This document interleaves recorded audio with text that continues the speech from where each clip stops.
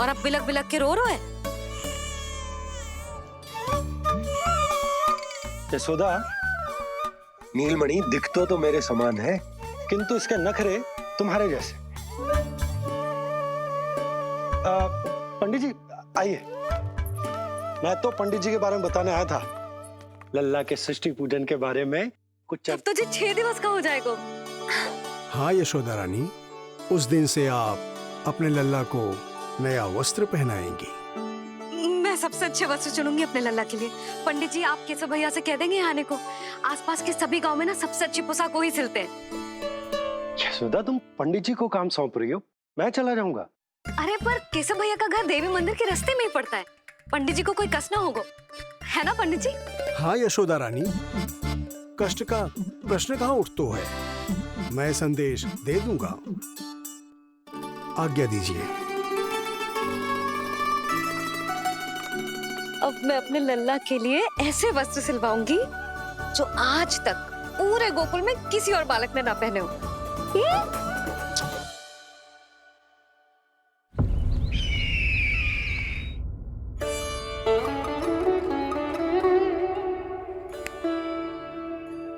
ये क्या है देवकी? ये देखिए स्वामी, ये वस्त्र मैंने अपने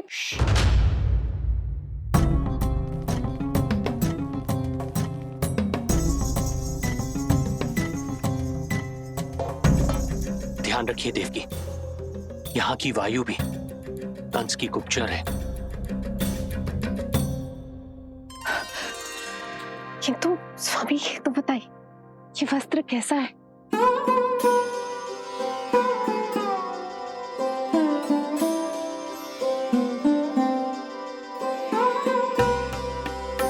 ये वस्त्र नहीं, अपनी ममता सी ली है आपने। उस पे ये वस्त्र बहुत अच्छा लगेगा। आप समझ क्यों ना रहो केशव भैया, बस वही वस्त्र दिखाना जो मेरे लल्ला पे सबसे अच्छे लगे। हाँ हाँ। ये देखिए,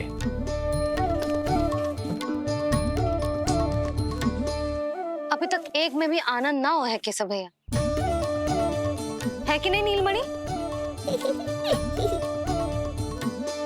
ये भी ना बोल रहे हो, आप और दिखाओ ना। इतने सारे वस्त्र पहनो तो कोई एक ही है ना यशोदा? हाँ किंतु छांटना तो पड़ेगा ना, सबसे अच्छा वाला पहनाना है कि ना? केशव भैया वो वाला दिखाओ। ये वाली? हाँ लल्ला।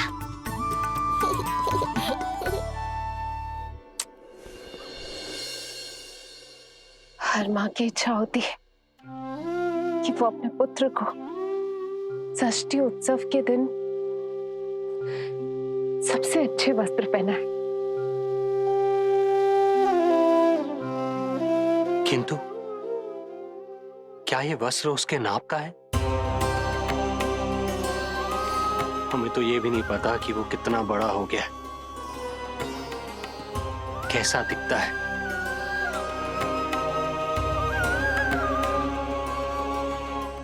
ये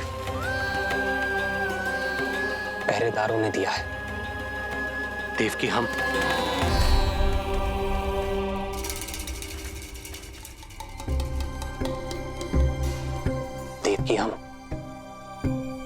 बंदी गृह में नहीं है।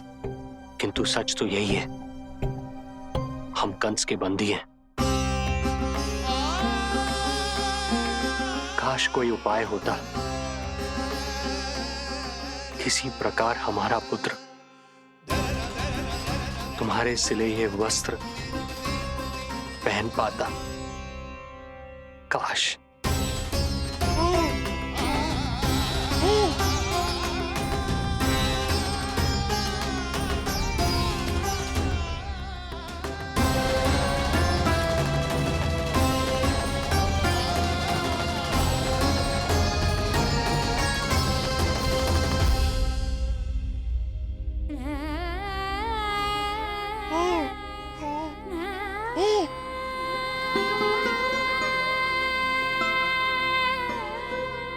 ओम श्री विष्णवे नमः।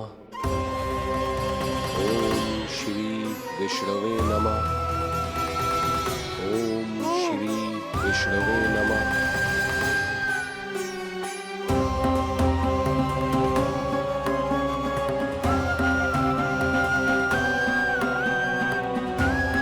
हमें तो ये भी नहीं पता कि वो कितना बड़ा हो गया है,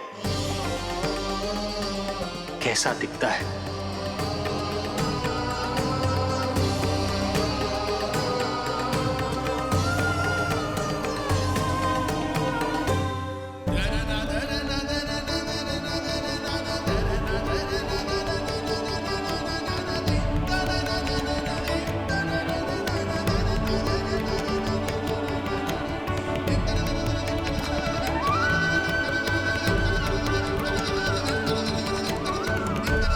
ओम श्री विष्णवे नमः।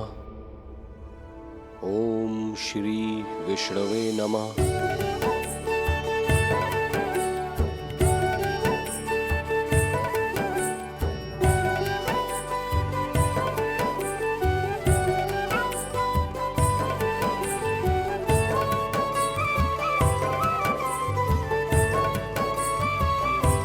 ओम श्री विष्णवे नमः।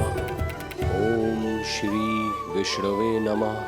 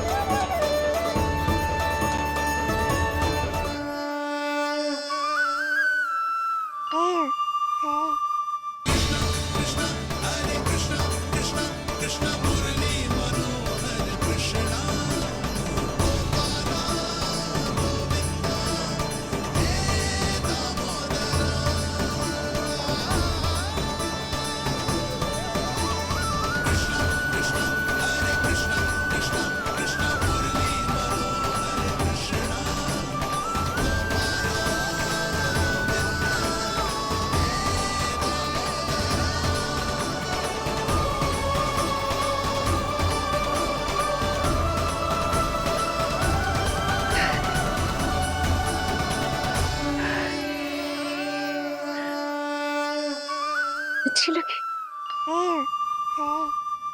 लल्ला जी, अच्छी लगी। यशोदा, ये सब क्या है? नारायण का धन्यवाद जो आपको भेज दियो भाभी। एक वस्त्र के चुनाव में सुबह से दोपहर हो गई। मैं तो उचित चुनाव में सहायता कर ना पायो, परंतु आप अवश्य कर दोगी, पूरा भरोसा है मुझे। मैं चलता हूं।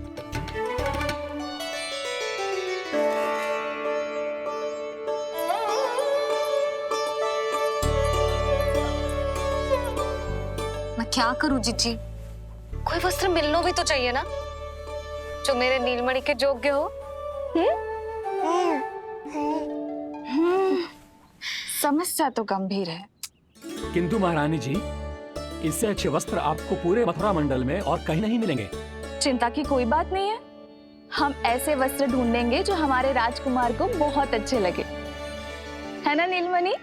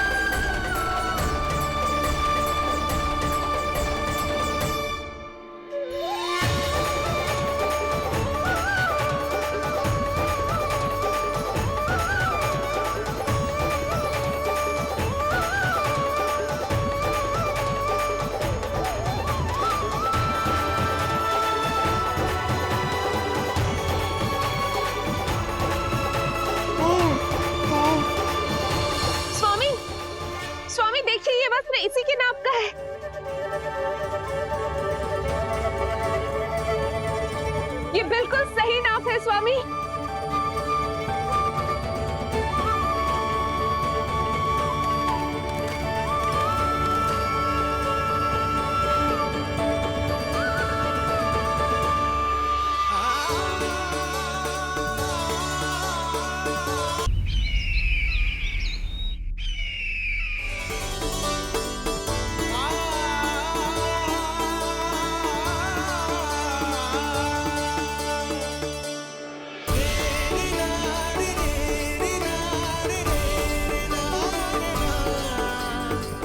बोलो पुत्र,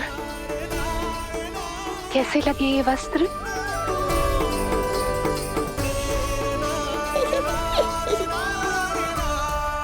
हम नीलमणि से ही पूछ लेते हैं। बताओ लल्ला, तुम्हें कौन से वस्त्र अच्छे लग रहे हैं? बताओ। हाँ, बस एक बार संकेत दे दे लल्ला।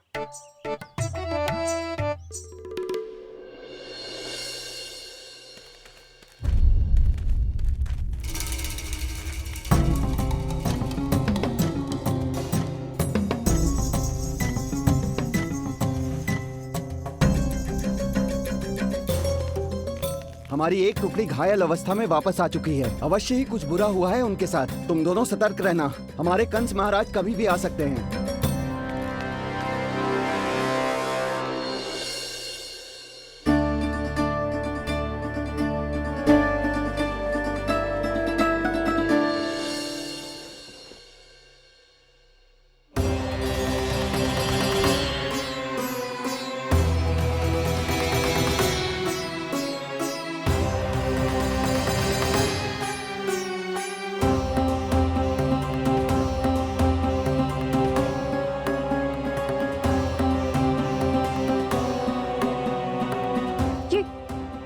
ये वस्त्र कहाँ गए? अवश्य ही हमने स्वप्न देखा होगा देवकी। यदि स्वप्न था तो मेरे बनाए वस्त्र कहाँ गए स्वामी?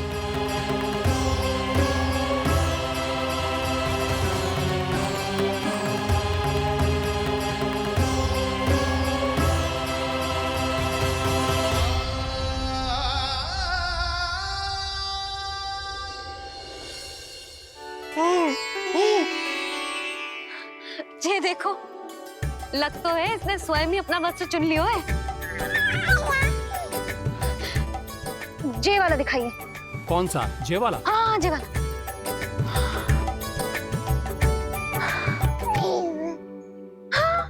अब उठाया है आपने सही वस्त्र। क्या केशव भैया, तब से जो सिली हुई पोशाक रखो है आपने, और हमें तब से आप पूरा वस्त्र दिखा रहे थे।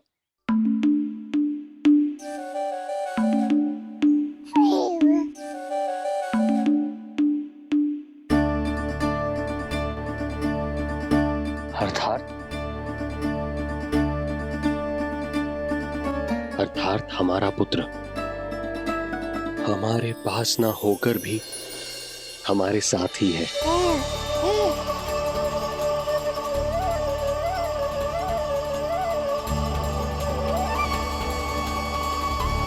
सही कहा स्वामी, हमारे पुत्र को मेरे बनाए गए वस्त्र पसंद आए।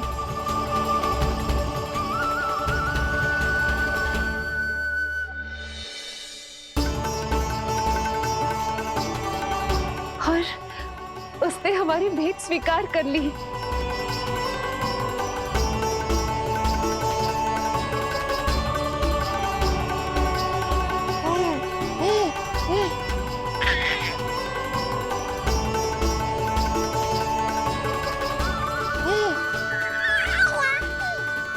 आपकी लीला अद्भुत है प्रभु। ये लीला मेरी नहीं देवी, मां की ममता की है। मुझे तो बस अपने कर्तव्य का भान है। दो माओं का पुत्र होने के नाते मैं उन दोनों में से किसी की भी इच्छा को अनदेखा नहीं कर सकता। मैं वरदान देता हूं, यदि अब से कोई भी मेरी मूर्ति को अपना पुत्र समझकर अपने घर में पालेगा, तो मैं स्वयं उस घर में उनका पुत्र बनकर निवास करूंगा और लड्डू गोपाल कहलाऊंगा।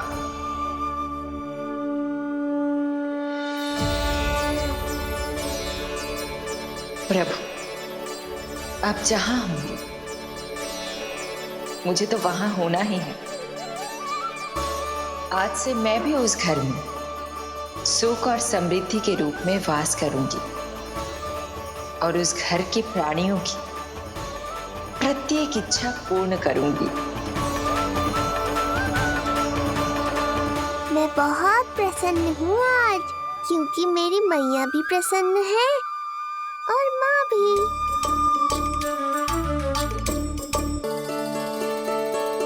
मैं बहुत प्रसन्न हूँ आज, क्योंकि मेरी मैया भी प्रसन्न है और माँ भी। किंतु कोई ऐसा भी है जो बिल्कुल प्रसन्न नहीं है।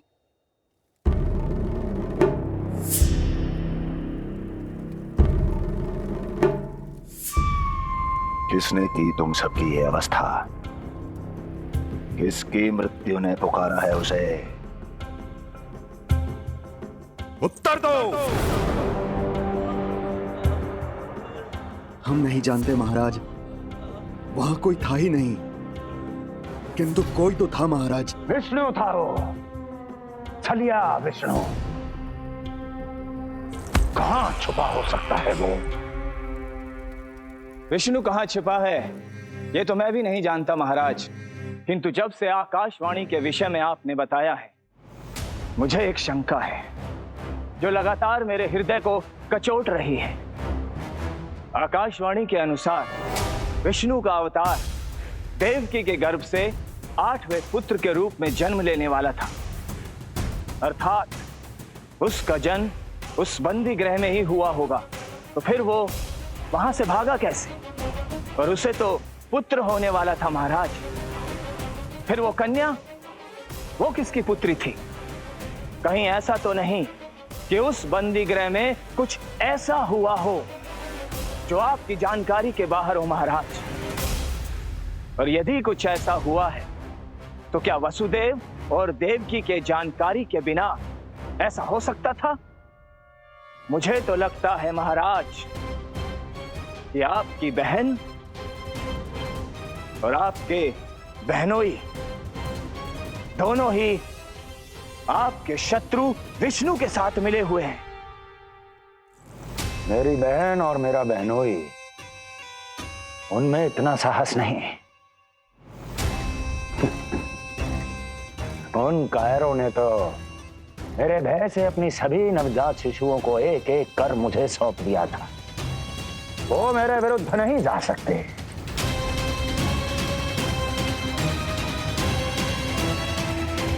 ये सारा प्रपंच उस विष्णु का रचा हुआ है। हमें उसे ढूंढना ही होगा।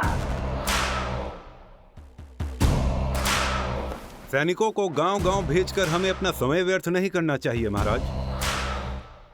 हमें तो केवल अपनी खोज को केंद्रित करना होगा। अपनी रणनीति को बदलना होगा हमें महाराज। क्या सुझाव है तुम्हारा नरकासुर? स्त्री, पुरुष, युवा, वृद्ध, इन सभी के प्राण लेने आवश्यक नहीं है महाराज। मैं तो कहता हूं हमें केवल उन शिशुओं को मृत्यु के घाट उतारना चाहिए जिनकी आयु 10 दिन से कम है।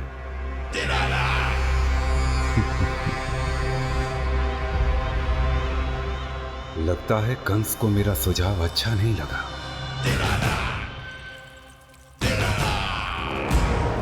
क्रोध काम लोभ मद मोह मत्सर, क्रोध काम लोभ मद मोह मत्सर, क्रोध काम लोभ मद मोह मत्सर, क्रोध काम लोभ मद मोह मत्सर, क्रोध काम लोभ मद मोह मत्सर।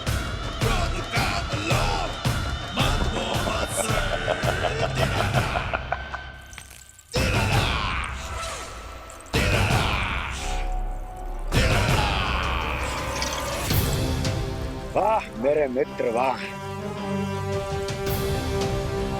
व्यक्ति की सफलता और असफलता दोनों ही उसके मित्रों पर निर्भर करते हैं, और जिसके तुम जैसे हितैषी हो उसका कोई अहित नहीं कर सकता।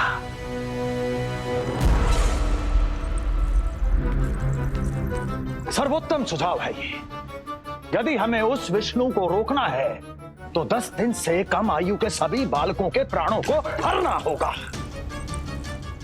अब बस हमें यह सोचना है कि इस कार्य को करने के लिए हम में से सबसे अधिक उपयुक्त कौन होगा। होगा नहीं महाराज, होगी। इस कार्य के लिए हमें एक स्त्री चाहिए, एक ऐसी स्त्री जो शिशुओं को अपना भोजन बनाने के लिए विशेष रुचि रखती हो।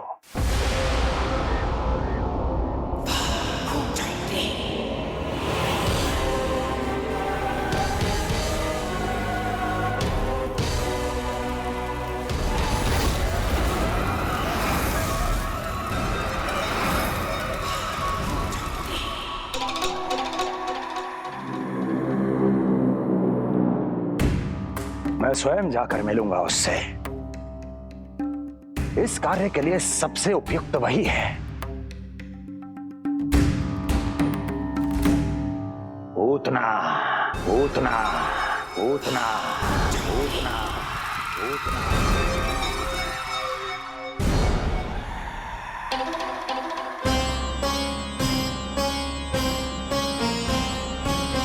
पूतना, पूतना।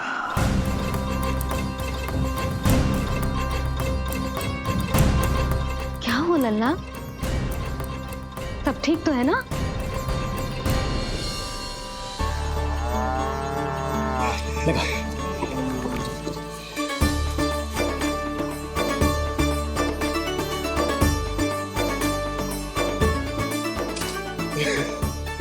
अरे अरे अरे क्या कर रहे हो?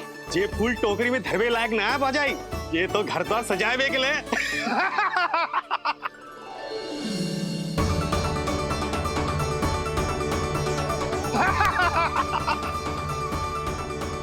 जसोमती मैया के नंदलाला का सृष्टि पूजन जो है आज।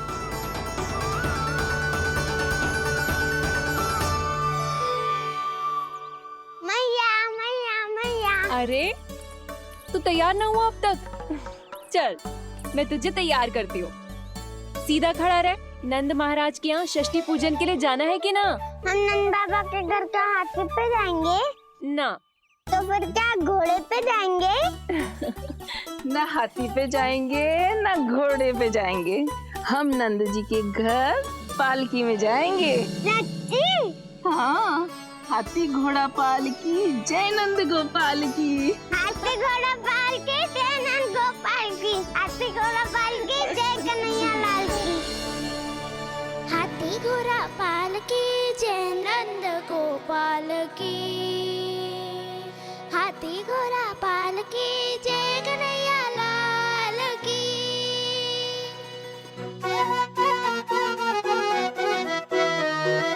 रंगोली रंग सज रहे न्यारे, इत्र महक रहे हैं मोगरे वाले।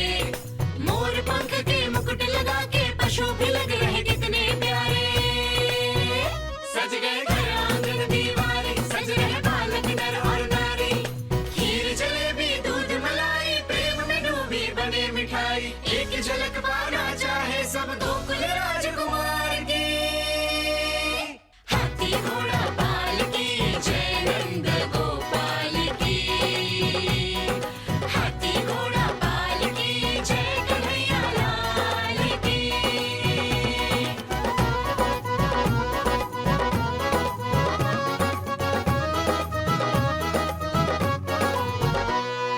शोभित नीलमणि के तन पे, पीतांबर भी स्वर्ण सदम के। मोती माला कड़ा बजनिया, होकर मगन खुशी में खनके। आनंद उत्सव मन को भाए, कान्हा बंद मन मुस्काए। यशोमती अपने लल्ला को मंत्र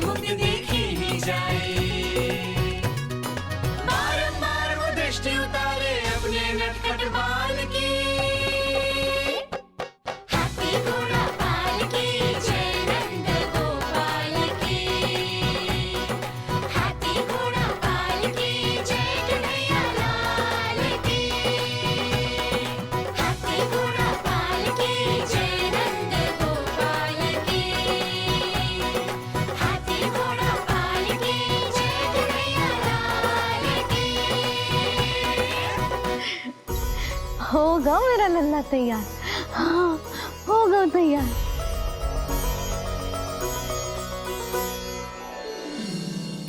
आज नए वस्त्रों में कितना मनोहर लग रहा होगा वो।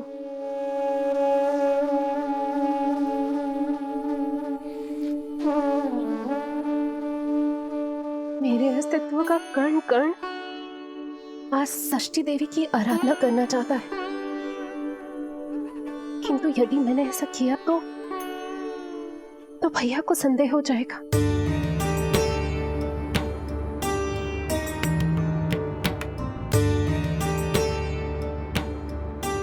दुष्ट शक्तियों से सदैव सुरक्षित रहे, किसी अनिष्ट या विपदा की छाया भी उस पर ना पड़े, वो सदैव खुश रहे।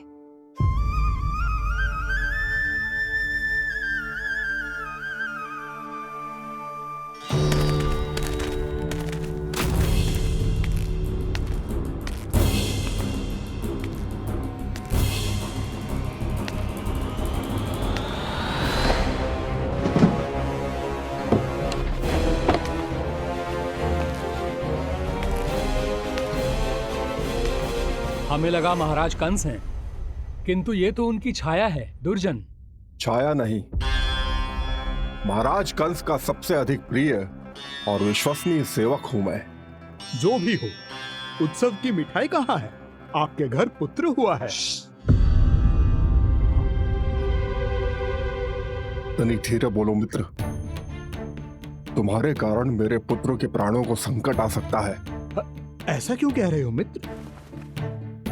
तुमने सुना नहीं? महाराज कंस का आदेश है कि 10 दिन से कम आयु के सभी नवजात शिशुओं को मृत्यु के घाट उतार दिया जाए।